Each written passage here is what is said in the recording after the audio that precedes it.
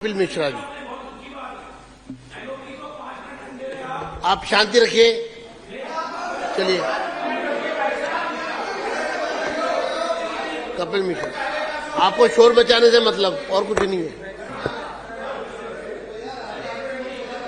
मतलब माननीय नेता विपक्ष को कोई दिक्कत नहीं है, आपको दिक्कत है? उनको कोई दिक्कत नहीं है। चलिए बोलिए आप।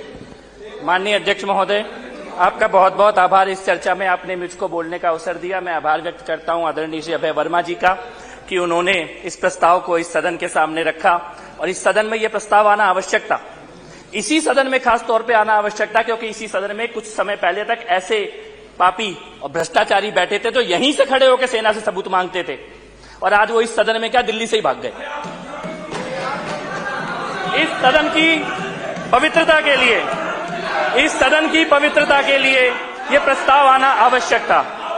माननीय अध्यक्ष महोदय, मुझे इनका रोना, इनका प्रलाप, इनका विलाप समझ में आता है। ये सदन में रो रहे हैं, घर में तो ये चूड़ियां भी तोड़ रहे थे जब आतंकवादी मर रहे थे, ये चूड़ियां तोड़ रहे थे।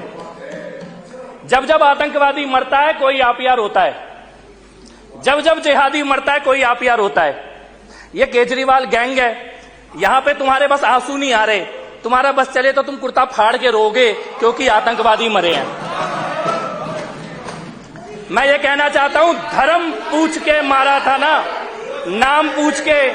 जिन्होंने नाम पूछ के मारा था आज उनका कोई नाम लेने वाला जिंदा नहीं बचा जिन्होंने नाम पूछ के मारा था। ये भारत की सेना का पराक्रम है। कुछ तथ्य मैं इस सदन में रखना चाहता हूं ऑपरेशन सिंदूर के बारे में। ऑपरेशन सिंदूर पहला भारत की सेना का ऐसा ऑपरेशन है जिसमें आतंकवादी घटना के बाद भारत की सेना ने इंटरनेशनल बॉर्डर क्रॉस करके आतंकवादियों को मारा है। यह पहला हुआ है, इससे पहले कभी नहीं हुआ आतंकवादी घटना के बाद। इससे पहले सर्जिकल स्ट्राइक हुई थी। जब सर्जिकल स्ट्राइक पहली हुई तो ये पहले सबूत दो, सबूत सबूत। अब की बार सेना कैमरा लेके गई थी, तुम्हारे लिए गई थी, सारे सबूत लेके गई कि भैया इतने मारे हैं और जनाजे सबने देखे। मुझे अच्छा लगा नेता विपक्ष ने बोला कि घर में घुस के मारा है। अब की बार तुम्हें मानना पड़ता, सबूत मानने लायक नहीं बचे, सबूत मानने लायक नहीं बचे। जनता ने उठा के बाहर फेंक दिया सबूत मानने वालों को, इसलिए तुम्हें माना। दूसरा बड़ा चीज, पहली बार दुनिया की अकेली सेना है एक एटॉमिक पावर के एयरबेस को उड़ाने वाली एकमात्र सेना भारत की सेना। इसके अलावा आज तक दुनिया में किसी सेना ने यह काम नहीं किया। लेकिन आपने मान लिया घर में घुस के मारे, आपने मान लिया आतंकवादी मरे हैं, आपने मान लिया जनाजे निकले हैं। सेना तो यही थी ना हमेशा से, यही सेना थी, यही रॉ थी, यही खुफिया एजेंसी थी, यही एयरफोर्स थी, यही नेवी थी, यही आर्मी थी। 26/11 के बाद क्यों नहीं हुआ? डोजियर जाते थे, अभी ब्रह्मोस जाती है। क्यों नहीं हुआ? मैं पूछता हूं क्यों नहीं हुआ? आपको सवाल जवाब समझ में आएगा क्यों नहीं हुआ। क्योंकि गद्दी पे मोदी नहीं बैठा था, तब इसलिए नहीं होता था। अब क्या हुआ? अब क्या हुआ? एक भी आतंकवादी हमला होता है तो पाकिस्तान को यह पता होता है। और इस बार तो वो आतंकवादी मारे गए जिन्होंने यूएसए और इजराइल के अटैक में हिस्सा लिया, वो भी मारे गए। इसीलिए मैं ये कहना चाहता हूं कि आपको राष्ट्रीय नेतृत्व की जो भूमिका होती है, आज आप पूछ रहे हैं कि सीज फायर क्यों हो गया, पीओके आ जाता। अरे ये तुम पूछ ही इसलिए रहे हो पीओके आने के बारे में। 2014 से पहले कोई नहीं बोलता था, मोदी के आने के बाद लगता है कि यह भी संभव है कि पीओके आ जाएगा। ये सवाल ही नहीं पैदा होता था। सेना पर आज वो गिलगिस्तान, बल्चिस्तान, सारी अखंड भारत की जो बातें की जा रही है, की इसीलिए जा रही है गद्दी पे मोदी बैठा है।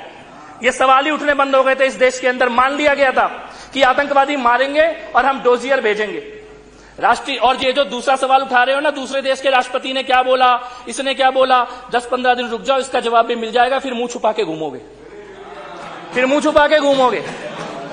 इस राष्ट्रीय अंतर्राष्ट्रीय मुद्दों पे थोड़ा सा अपने नेता के चक्कर में मत पड़ो। वो दिल्ली छोड़ के भाग गया। गंभीरता से बात करो, गंभीरता से। मैं आपको यह कहना चाहता हूं और मैं फिर से इसके बाद यह कहना चाहता हूं,